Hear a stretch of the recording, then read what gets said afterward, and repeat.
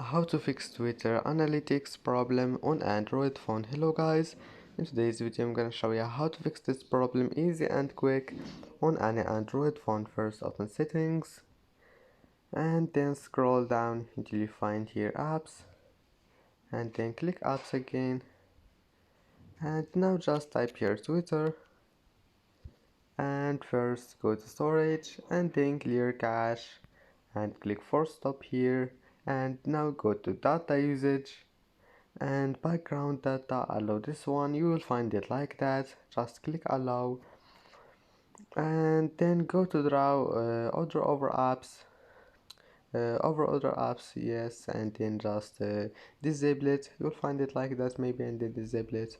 Now just restart your phone and try again, and if that doesn't fix your problem, just check if there's any update here, and just update.